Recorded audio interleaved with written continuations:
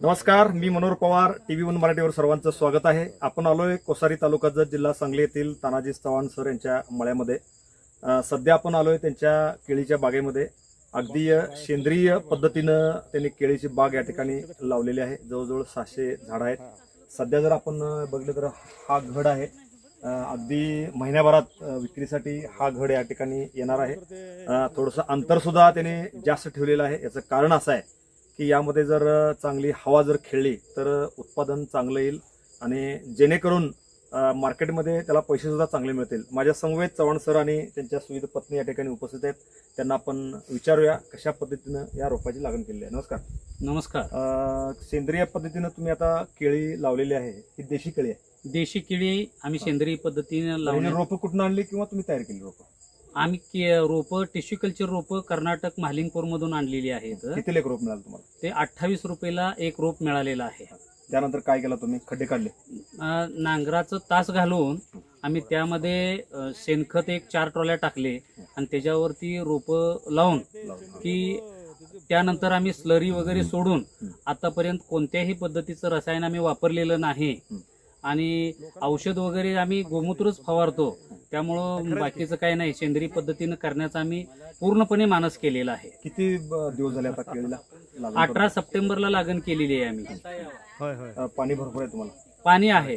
त्यानंतर तुम्ही ते स्लरी कसं सोडताय, काय मिक्स करताय त्यामध्ये? स्लरीमध्ये आम्ही देशी गाय आहे आमची, देशी गाईचं शेण, गोमूत्र, थोडंसं डाळीचं पीठ घालतो आणि त्यानंतर बाकीचं जी काही ठराविक वडाच्या झाडाखालची माती किंवा पिंपळाच्या झाडाखालची माती घालून ते एक 8 दिवस आम्ही थांबवतो आणि 8 दिवसानंतर त्याची गाळणी करून आम्ही मोटरीनं ह्याच्या ड्रिपनं आम्ही सोडून देतो. किती दिवसातून सोडताय त्याचं? एक 8 दिवसानं आम्ही कंटिन्यू सोडतोय.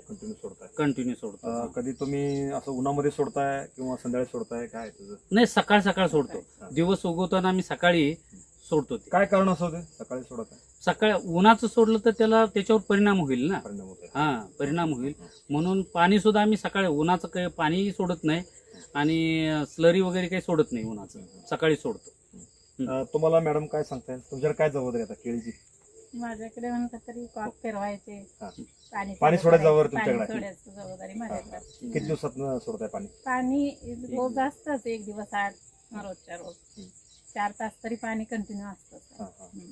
सर आता गेले अनेक वर्षे नोकरीला होते, त्यानंतर शेतीची जबाबदारी सगळी तुमच्याकडे होते. आता रिटायरमेंट झाले, त्यावेळेला तुम्ही कसं हँडल करतो सगळं? आम्ही स्वतःच म्हणजे लावायचे मजूर आणि स्वतः लक्ष देऊन आम्ही स्वतः त्यांच्या बरोबर थांबून करू. जनावर पण आहे तुमच्याकडे? गाय आहे ना, देशी गाय आहे. ते सगळं सांभाळता तुम्ही? होय. आणखीन काय शेती आहे तुमच्याकडे? काय फळबाग आहेत, ऊस आहे, आंबा आहे. ते म्हणजे दिवसभर काम असतंय? होय. एकंदरीत आता जवळजवळ तुम्ही ह्या सेंद्रिय पद्धतीनं सगळं हे सुरू केलेलं आहे. तर तुमची शेती सेंद्रिय पद्धतीनं जर बघितलं तर बाहेरची शेती जर बघितलं तर केमिकल पद्धतीने शेती सुरू आहे. जर तुम्ही द्राक्ष बघितला तर मोठ्या प्रमाणात द्राक्षाची फवारणी केली जाते. तुम्ही बेदाणा तयार केल्यानंतर तिथं केमिकल मधनं बेदाणा तयार होतो. डाळिंबाला मोठ्या प्रमाणात औषध मारलं जातं. त्यानंतर आज जर बघितलं तर जे नगदी पिकं आहेत त्यांना युरिया टाकलं जातं, DAP टाकलं जातं. ते प्रमाण कमी करून सेंद्रिय शेतीकडे शेतकरी वळला पाहिजे, यासाठी तुमचा काय प्रयत्न आहे? ऍक्च्युली मी हा प्रयोग करण्याच्या पाठीमागचा माझा हेतू आहे की मला जवळजवळ 15 ते 20 वर्ष झाली शुगर आहे. की आपण सेंद्रिय पद्धतीनं शेती केली तर रसायन खाऊन शेतकऱ्याचं आरोग्य धोक्यात आलेलं आहे आणि आपण प्रयोग करून की शेतकऱ्यांचं आरोग्य कसं सुधारेल याच्याकडे आपण लक्ष देण्यासाठी आपण स्वतः प्रयत्न करतोय आणि दुसऱ्यांनी अशा पद्धतीनं प्रयत्न करावा आणि प्रत्येकाचं आरोग्य सुधारावं यासाठी मी सगळ्यांना उपदेश करतो किंवा की सर्वांनी सेंद्रिय पद्धतीकडे वळावं. काही शेतकरी जर तुमच्याकडे सल्ला घ्यायला आले तर तुम्ही त्यांना मार्गदर्शन करू शकता? हो, निश्चित मार्गदर्शन करू शकतो.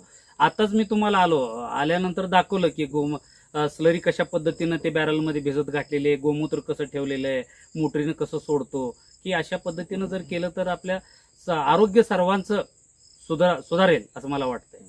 या सगळ्या शेतीबरोबरच तुम्ही तुमच्या घराजवळच एक 2-3 गुंठे जागा ठेवलेली आहे. त्या ठिकाणी सुद्धा तुम्ही काही भाजीपाला सेंद्रिय पद्धतीने करताय. काय सांगता येईल तुम्हाला, काय काय करताय त्यामध्ये? 2009ला आम्ही जो काही बोर मारला त्यावेळेपासून आमच्या घराजवळ जी काही जागा ठेवलेली आहे सगळ्या प्रकारचा भाजीपाला जे करतो तो आम्ही तिथंच करतो.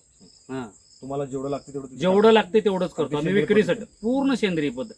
एव्हन त्याच्यावर रोग आला तरी आम्ही गाईचं गोमूत्रच फवारतो. असं प्रत्येक शेतकऱ्याने स्वतःपुरतं तर करायला पाहिजे. हा, प्रत्येक शेतकऱ्यांनी स्वतःपुरतं निश्चित करावं. त्यामुळे आपलं कुटुंबाचं तरी आरोग्य सुधारेल. एकंदरीत हे सगळं करत असताना तुम्हाला काय वाटतंय? आता एवढे वर्ष तुम्ही नोकरी केला, आता लगेच शेतीमध्ये पडलाय तुम्ही, कसं समाधान वाटतंय का ती नोकरी बरं वाटतंय? नाही, खूप समाधान वाटते सेंद्रिय पद्धतीने शेती केल्यामुळं, की लोकांना सुद्धा आपण सेंद्रिय पद्धतीनं माल केलेला खाऊ घातल्यानंतर की त्यात एक वेगळं समाधान आहे. चालेल, तुम्हाला आता सेंद्रिय पद्धतीनं जे भाजीपाला तुम्ही करताय त्यानंतर आता स्वयंपाकाची सगळी जबाबदारी तुमच्याकडे असते. काय सांगता येईल तुम्हाला, कसं वाटतंय? नाही, असेच सर्वांनी सेंद्रिय पद्धतीनेच भाजीपाला सर्व फळं हे करावेत एवढंच, जेणेकरून लोकांना त्रास होणार नाही. हा, जेणेकरून आरोग्य व्यवस्थित राहू शकते. व्यवस्थित राहू. ओके, धन्यवाद. हे होते माझ्या समवेत माननीय तानाजी चव्हाण सर व त्यांच्या सुविध पत्नी.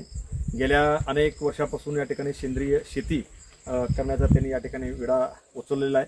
त्याच्यासाठी मला एवढं सांगायचं आहे, चालण्यासाठी वाट असते, वाटेसाठी चालणं नसतं. उंच उंच भरारी घेणाऱ्याला आबाळाचं वजन असतं. इथून पुढच्या काळामध्ये सुद्धा जत तालुक्यासारख्या दुष्काळी पट्ट्यामध्ये आपण सेंद्रिय शेतीच्या माध्यमातून एक उंच भरारी, एक उत्तुंग भरारी घ्यावं, एवढंच मी तुम्हाला TV1 मराठीच्या वतीनं शुभेच्छा देतो. धन्यवाद. Press the bell icon on the YouTube and never miss another update.